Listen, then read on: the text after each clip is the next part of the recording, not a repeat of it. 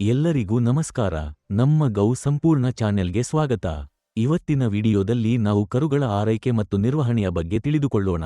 ಕರು ಹುಟ್ಟಿದಾಗಿನಿಂದ ಮೊದಲ 6 ತಿಂಗಳು ಅದರ ಆರೋಗ್ಯ ಮತ್ತು ಭವಿಷ್ಯದ ಉತ್ಪಾದಕತೆಗೆ ಬಹಳ ಮುಖ್ಯ. ಹಾಗಾಗಿ ಈ ಸಮಯದಲ್ಲೇ ನಾವು ವಿಶೇಷ ಗಮನ ಕೊಡಬೇಕು. ಬನ್ನಿ, ಈ ಬಗ್ಗೆ ಸಂಪೂರ್ಣ ಮಾಹಿತಿ ತಿಳಿಯೋಣ. ಮೊದಲ ಹಾಲು, ಗಿಣ್ಣದ ಮಹತ್ವ. ಕರು ಹುಟ್ಟಿದ ತಕ್ಷಣ ಸಿಗುವ ಮೊದಲ ಹಾಲು ಅಂದ್ರೆ ಗಿಣ್ಣ. ಇದು ಕೇವಲ ಆಹಾರ ಅಲ್ಲ, ಕರುವಿನ ರೋಗನಿರೋಧಕ ಶಕ್ತಿಯ ಗುಟ್ಟು.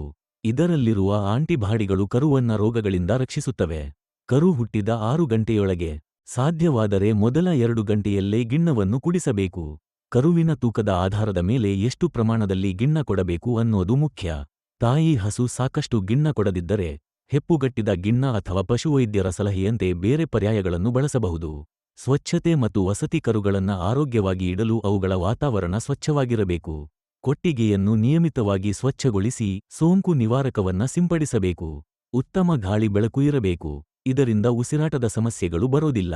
ಅತಿಯಾದ ಚಳಿ, ಬಿಸಿಲು ಮತ್ತು ಮಳೆಯಿಂದ ಕರುಗಳನ್ನ ರಕ್ಷಿಸಬೇಕು. ನೆಲ ಹಾಸಿಗೆಗೆ ಹುಲ್ಲು ಅಥವಾ ಹೊಟ್ಟು ಬಳಸಬೇಕು. ಅದು ಒಣದಾಗಿರಬೇಕು. ಕರುಗಳಿಗೆ ಆಡಲು ಮತ್ತು ತಿರುಗಾಡಲು ಸಾಕಷ್ಟು ಸ್ಥಳಾವಕಾಶ ಇರಬೇಕು. ಆಹಾರ ಮತ್ತು ಪೋಷಣೆ. ಮೊದಲ ಕೆಲವು ವಾರಗಳವರೆಗೆ ಕರುವಿಗೆ ನಿಯಮಿತವಾಗಿ ಹಾಲು ಕುಡಿಸಬೇಕು. ಹಾಲಿನ ಜೊತೆಗೆ ಶುದ್ಧವಾದ ನೀರನ್ನ ಯಾವಾಗಲೂ ಲಭ್ಯವಿರುವಂತೆ ನೋಡಿಕೊಳ್ಳಿ.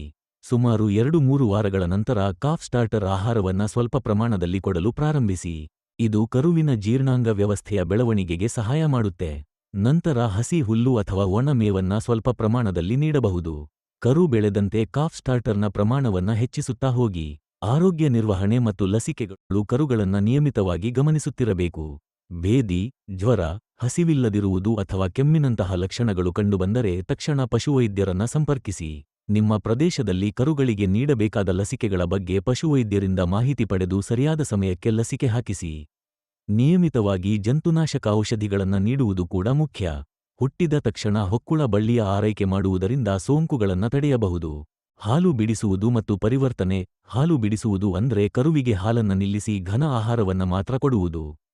ಕರು ಸುಮಾರು 2-3 ತಿಂಗಳ ವಯಸ್ಸಿನಲ್ಲಿದ್ದಾಗ, ಅದು ಸಾಕಷ್ಟು ಘನ ಆಹಾರ ಮತ್ತು ನೀರನ್ನ ಸೇವಿಸಲು ಪ್ರಾರಂಭಿಸಿದಾಗ ಹಾಲು ಬಿಡಿಸಬಹುದು.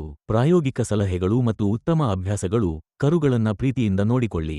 ಅವುಗಳನ್ನ ಭಯಪಡಿಸಬೇಡಿ. ಅವುಗಳ ತೂಕ ಮತ್ತು ಆರೋಗ್ಯವನ್ನ ನಿಯಮಿತವಾಗಿ ಪರಿಶೀಲಿಸಿ. ಕರುಗಳಿಗೆ ಯಾವುದೇ ಒತ್ತಡ ಇಲ್ಲದ ವಾತಾವರಣವನ್ನ ನಿರ್ಮಿಸಿ. ಹುಟ್ಟಿದ ದಿನಾಂಕ, ಲಸಿಕೆಗಳು, ಆರೋಗ್ಯ ಸಮಸ್ಯೆಗಳು ಮತ್ತು ಬೆಳವಣಿಗೆಯನ್ನ ದಾಖಲಿಸಿ. ನಿಮಗೆ ಯಾವುದೇ ಅನುಮಾನಗಳಿದ್ದರೆ ಅಥವಾ ಸಮಸ್ಯೆಗಳಿದ್ದರೆ ದಯವಿಟ್ಟು ಕಾಮೆಂಟ್ ಬಾಕ್ಸ್ನಲ್ಲಿ ತಿಳಿಸಿ. ನೋಡಿದ್ರಲ್ಲ ವೀಕ್ಷಕರೇ, ಕರುಗಳ ಮೊದಲ 6 ತಿಂಗಳ ಆರೈಕೆ ಎಷ್ಟು ಮುಖ್ಯ ಅಂತ.